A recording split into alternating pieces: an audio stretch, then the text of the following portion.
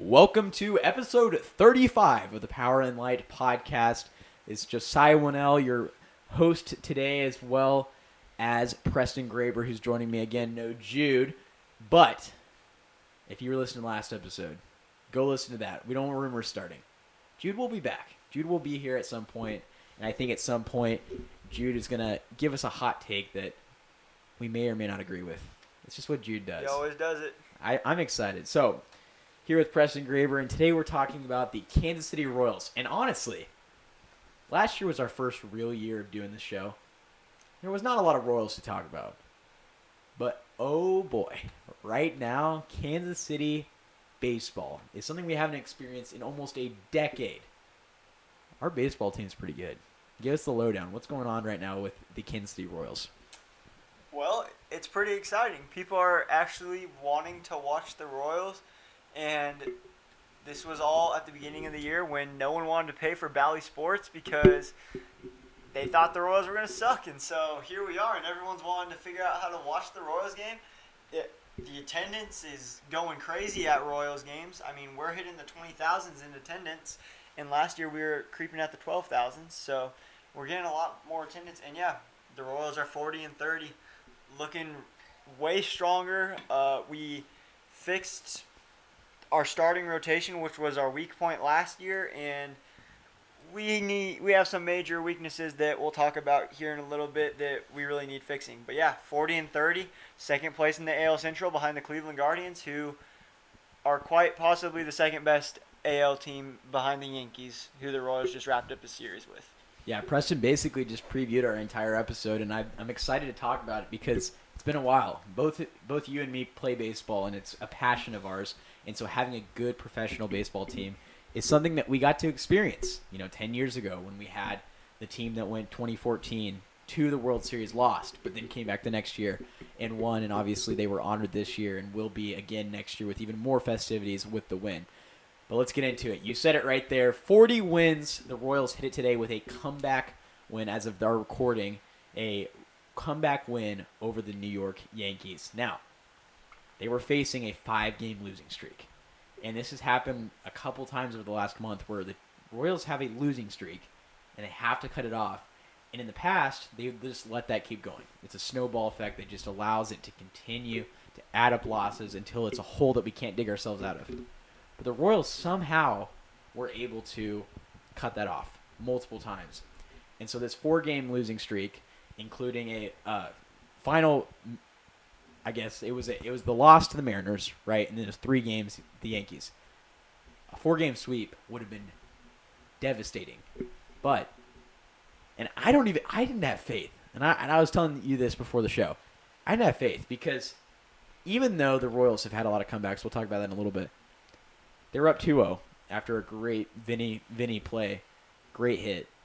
But then they gave up 3 in the top of the 8th. But then they pulled some bottom of the 9th magic with some Michael Garcia magic. I don't know. Just break it down for me. Why are the Royals, specifically in the last 2 weeks, so good at coming back in games? I think it's because of how spread out our lineup is. We have a very intriguing lineup because anyone can do damage at any point, but we don't know when the damage is going to hit. Because MJ, we saw him hit like 3 home runs in 5 games, and that was a shock. And we saw Renfroe heating up there. He was killing the ball like before he fractured his toe, which he's only gone for 2 to 3 weeks, which is helpful. We saw Adam Frazier come in and hit a home run in the bottom of the 9th to tie up the game a few weeks ago. Like, we're just really spread out, and we're starting to find the bats when we need it. And then we've gotten really lucky in the bottom of the 9th inning quite a few times because we've gotten the bat around to Bobby Witt again, and he's come up. And he's who we want to be up in the batter's box at the end of the games. And only once so far has he not come through. And it was against the Mariners, but you can't expect him to come through every time. Yeah, but that expectation is now there because Bobby Witt Jr. is establishing himself as one of the best in the American League and really the entirety of Major League Baseball. He is an AL MVP candidate. When's the last time we could say a Royals player was a MVP candidate, and not even in just 1 year? I believe, and I think you would probably agree with me, he's a perennial MVP candidate. He's a guy that should get a lot of respect for years to come.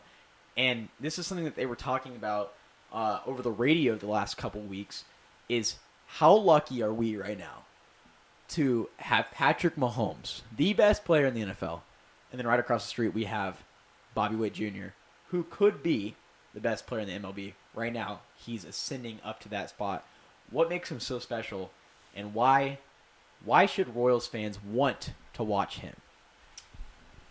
Well, I think we have been reassured that he's that special guy by us extending him the way we did, because he got 10 years, $240 million, I believe.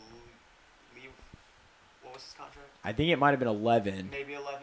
But it's weird, and the reason why there's confusion from Preston is because the club option and the player options at the end of the year. But essentially, a very, very good player signed a long-term contract with a small market team. That doesn't happen. That doesn't happen in any sport. And that's what makes Patrick Mahomes and Bobby Witt Jr. so unique, because they stayed with small market teams. I mean, no team in the NFL is a small market team, but you understand that Kansas City is a small sports market. It's growing rapidly, but it's a small sports market, and it's been for a long time. And really, any talent historically that the Royals have built up through their system goes off to play for other teams. We see that all the time. But Bobby Witt Jr. is staying, and I think it's going to make other guys like MJ, like Vinny, like Seth Lugo, guys that are starting to come in and really make an impact. It will make them think about, hey, maybe I could sign a contract to extend my time here because I'm playing with that guy. And we saw in the Mariners series, I mean, their manager said, I've never seen anything like that. And he has a guy named Julio Rodriguez on his team, and he's one of the best young players in the league. So Bobby Witt Jr., very successful time right now.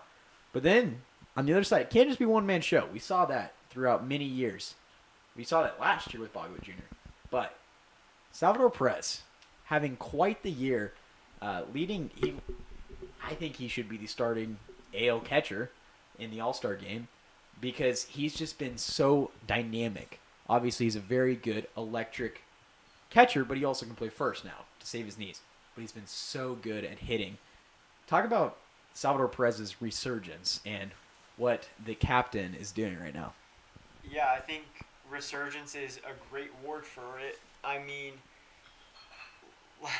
last year was a struggle for all Royals, but we had that Salvi 48 home run year where we thought he was going to make a run at Jorge Soler's record, and he did, and ended up tying with him, I believe, right? In the end, maybe one shy. Either way, he had a very good year that year. But we're starting to see a Salvi where he's becoming more of a team player. He's going for those base hits, and he was never not a team player, but he also wanted to go for that record because there was no hope for anything else for the Royals because they weren't winning. But now I think he's sort of developing into who he is as a player, comes up in clutch moments, gets those RBIs in. He's walking way more than he ever has. He has 23 walks this year. Now, you might say 23 walks in 70 games, that's not very much, but it's a lot more than he ever has before. He is a free-swinging man, and for him to have 23 walks is substantial to the team. Yeah, and really, what made that 2015 team special? It was the constant hit after hit after hit. I think the perfect example is the Friday night matchup against the Mariners, where Daniel Lynch comes in, gives up 7 runs in the first inning. And yeah, we win the game 9-8 when it ends. How does that happen? One hit at a time. Yep. And they don't get it all back in one inning. It was 3, and then it was 4, and it was the whole progressiveness of getting one hit, then the next one. And you talked about it. You said that those bottom guys are really starting to get hits, and it's true. Kyle Isbell, Garrett Hampson, Adam Frazier, they're not good hitters. They really aren't. But they're making impacts in big moments. You know, sometimes they'll get a hit or a walk, and then the inning will end on a pop-out after that. That's just what happens in baseball. But we're starting to see a lot more scenarios where, guys on second, 1 out, and they can move him along with a really great bunt from Kyle Isbell. Or there's a big hit by Garrett Hampson. There's options, there's opportunities for these guys, and they're really taking advantage of it. And that's why I think this team is deadly. But I think none of this happens without some of this pitching. So talk about what has changed from a team that broke or tied the record for most losses in a season last year, a club record. What has changed? And I'll start with a little hint of saying Seth Lugo. Yeah, it's a revamped pitching staff, and we know that. Last year I think we started, Greinke, right? Started opening day, and then Singer was 2, and then after that it was a bunch of random people. I mean, it was Bubic who had a good start, but then he was hurt. Right. And Singer obviously had injury struggles, and then Jordan Lyles, who I believe led the league in losses. It was rough, yeah, needless to say. But I think this year, yes, Lugo coming in has been outstanding. I don't think that anyone expected Lugo to come in and be that dominant, especially because he switched over from the bullpen 2 years ago and was a starter. And he was always a decent starter. He 8 innings, and I think that's why we brought him in, because we knew if we could get to, we thought if we could get to our bullpen with the lead, then we would have a chance to win. But that has gone away, and we'll get to the bullpen here in a little bit. But yeah, Lugo has been outstanding. Cole Reagans has been exactly what we expected. There's a reason he was our opening day starter. We traded for him last year through Aroldis Chapman. Fantastic move. And Reagans has just been elite. He's in the top 3 right now for AL strikeouts.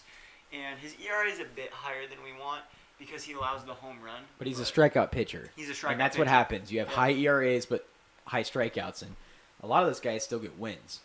Yeah, and it's been a while since the Royals have had a strikeout pitcher as a starter. I mean, Danny Duffy's probably the last, overpowering guy. And Yordano Ventura. They were probably the last 2 guys that we were get us strikeouts. So that's kind of wild to think about.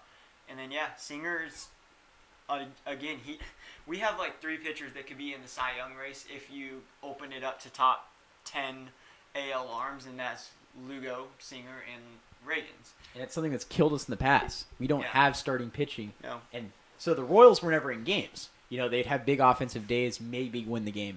But they wouldn't win those 3-2 games because they're not able to have the pitching that would allow less than 2 runs. Right. The offense scores 2 runs. They would never win a game because their pitching was so bad. And we'll talk about the bullpen, like you said, but the pitching. But then also, on the back half, we got Alec Marsh. Talk a little bit about him. Yeah, Alec Marsh has been a great addition to that 5th spot. He also has a sub-4 ERA.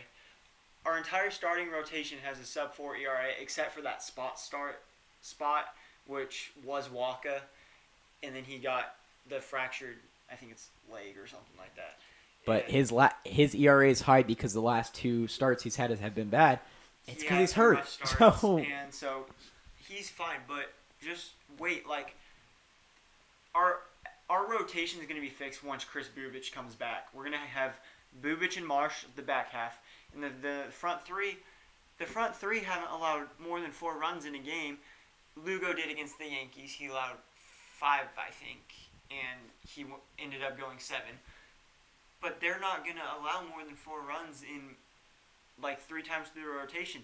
So we are set pretty well. And if we can slide one of our starters to the back half of the bullpen and we get them throwing 1 to 2 innings per game and they're able to rear back and throw 98 because they don't have to worry about going the distance, we're going to have a pretty killer team.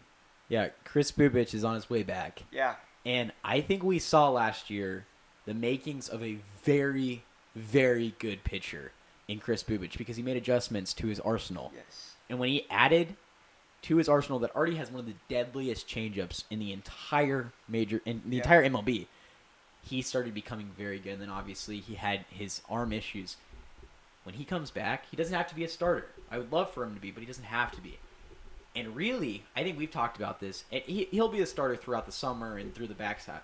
But when we get to the playoffs, and hopefully the Royals make it, and I believe they will based on the pace they're at right now. I think it would be quite the downfall for them not to.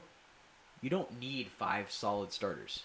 You need 3 or 4, and you can put guys like Alec Marsh, Michael Waka, or Chris Bubich in your bullpen and really shore up a bullpen that's been struggling. It's been good at the beginning of the year.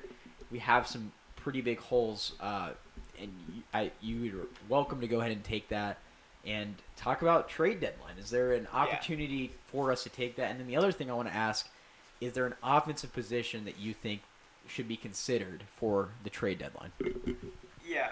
I mean, obviously we're coming up on the trade deadline. All-Star break, I should say, is here in a month. And then trade deadline is, I think, a week or two after that. So we have about a month and a half here.